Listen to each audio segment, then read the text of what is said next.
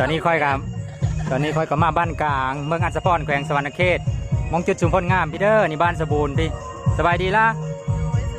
มื้อนี้ล่ะมางานแต่งมื้อนี้งานแต่งพี่น้องเพิ่นผู้นี้นี่พี่น้องงานเอ้ยเลยบ่อ๋อโอเคไปเบิ่งบรรยากาศนำเดียวเด้อพ่อแม่พี่น้องเด้อ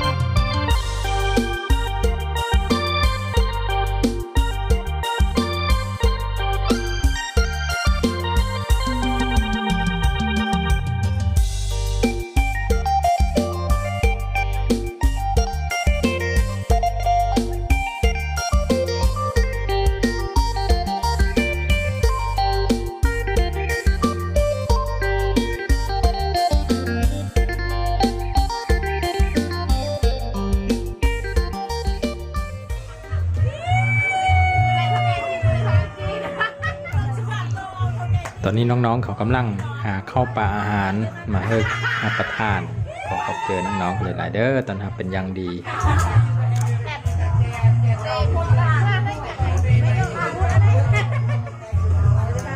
ขอให้เคยแล้วล่ะมามีท่านซ้ำผู้จักกับน้องดัดก็ตั้งแต่บุญกระบองใหญ่พุ่นละเห็นน้องนะฮักก็เลยขอเฟซนำน้องเลยได้มาถ่าย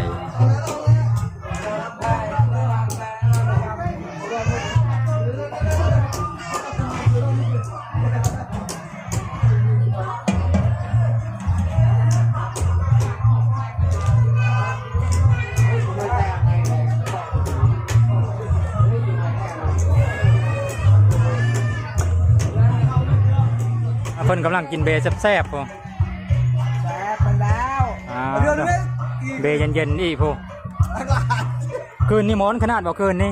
โอ้ยเมื่อคืนนี่เพิ่นเต้นลำวงได้เมื่อคืนนี่ได้พ่อได้แจ้งก่อนโง่ลมวนน่ะป้าสิได้แต่แจ้งก่อนเพิ่นเอาพี่เลิกเลยซะความหมอนของมันพ่อแม่พี่น้องเอ้ยเพิ่นเย็นเบย์เท่าล่ะนี่แค่กำลังมาเข้ามาเต็นท์นี่ล่ะสีผิวผู้เลิกเป็นสีเขียวมาเลยนี่อาหารก็เขียวมาเลยมาเด้อมากินข้าวเท้งน้ำเดียวเด้อพ่อแม่พี่น้องเด้อ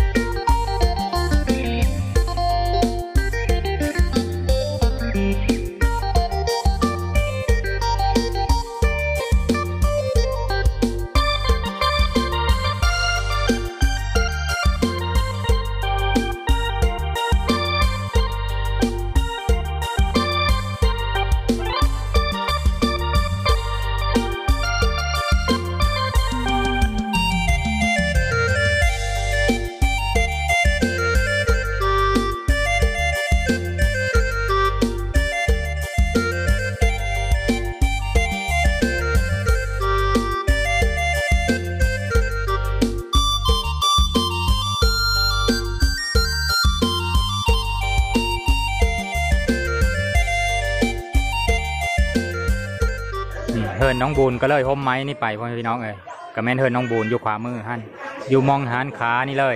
มองงานแต่งก็ได้จุดจุ่มพลงามแนมเห็นเลยนะเอาขดองเพิ่นกา10 ล้านกับคำ2 สลึงเพิ่นปงหมดเลย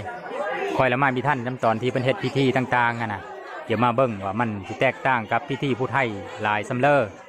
แต่ว่าค่อยมาสาไปเขาเฮ็ดเสาๆเนี่ยคิดว่ามันคือแถวผู้ไทย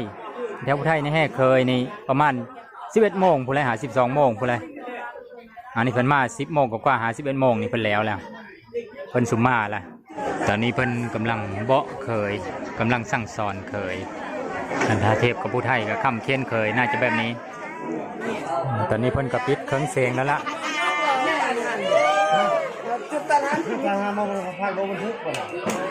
แดดม้อนขนาดบ่เมื่อคืนนี่ม้อนขนาดบ่ซอดแกงเลยบ่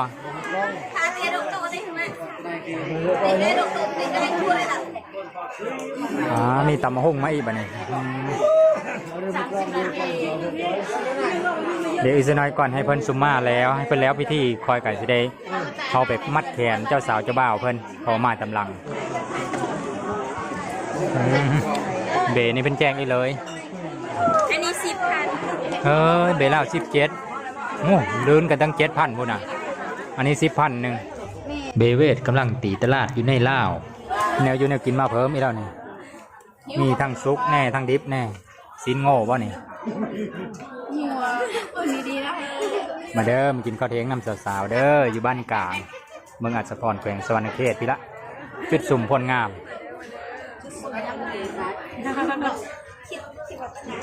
คอยมาทำอิฐก็เห็นเพิ่นยายเข้านะตอนนี้มาใหญ่เข้าอีกแล้ว2 ครั้งเลยบอกเอาเข้าให้กินเพิ่นสิเลิกนั่นแม่นเอาได้ เพิ่นกำลังเอาผ้าเข้าไปนั่งข้างในพวกแนวกินแซ่บๆจังหวัดนี่พวกข้างในพี่ก็กำลังกินข้าวนี่กินข้าวเทงหิวข้าวไผ่มันแล้วตอนนี้เป็นแต่แซ่บแท้บอกนี่กินพอดีกินข้าวกับตำมะฮุ่งบ่ติดข้าวเฮแล้วพวก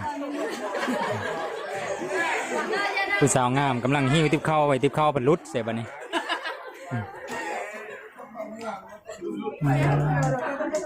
แถวนี้ล่ะบ่ค่อยมีแม่โค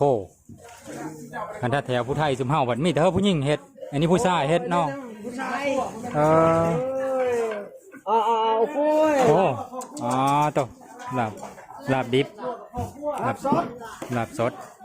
ตอนไปเก็บถ้วยเก็บจานอยู่ตามโต๊ะนี่ก็มีแต่ผู้ชายเอาแล้วแถวนี้มีคือแถวผู้ไทยเฮาแถวผู้ไทยมีแต่เน้นเท่าผู้หญิงเฮ็ด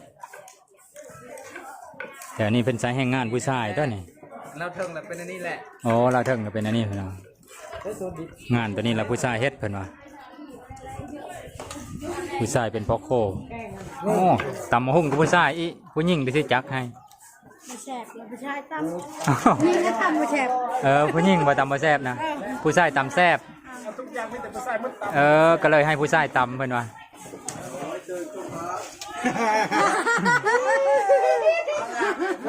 เอาอันนี้ก็มีแต่ผู้ชายตำแม่นบ่แน่ผู้ชายตำวัดได้เพิ่นเอาเลย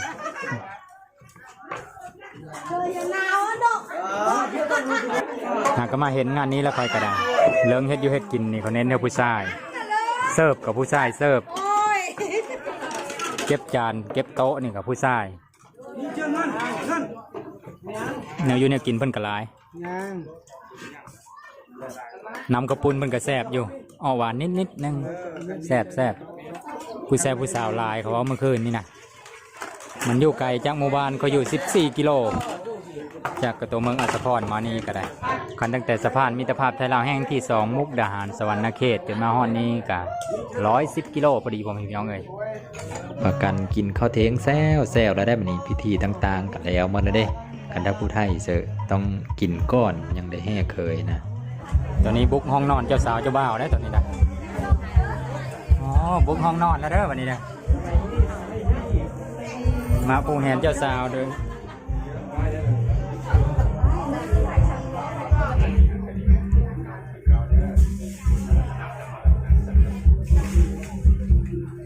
เจ้า2 คนของมีความสุขไม่หาทำก็ได้ง่ายความแข็งแรงทั้ง2เอาพ่อผู้แรกเลยใช่ เรียกตรงว่าเรียกตาทำไมเงาหน้าหน้า ผู้นี้ล่ะน้องเจ้าสาวบ่เสด็จนี่ละหลานโอ้เป็นหลาน เป็นลานลูกในสาวลาน ดูในสาวลาน แม่ เจ้าบ่าวล่ะบ้านดอนกองพุ่น แม่ ผู้ไทยเฮามันดอนกองผู้ไทย จะเอาแม่นะแม่พาปาก ถ่ายรูปเพิ่นก่อนมีได้เข้าไปไหนบ่ ตรงหน้า อ๋อ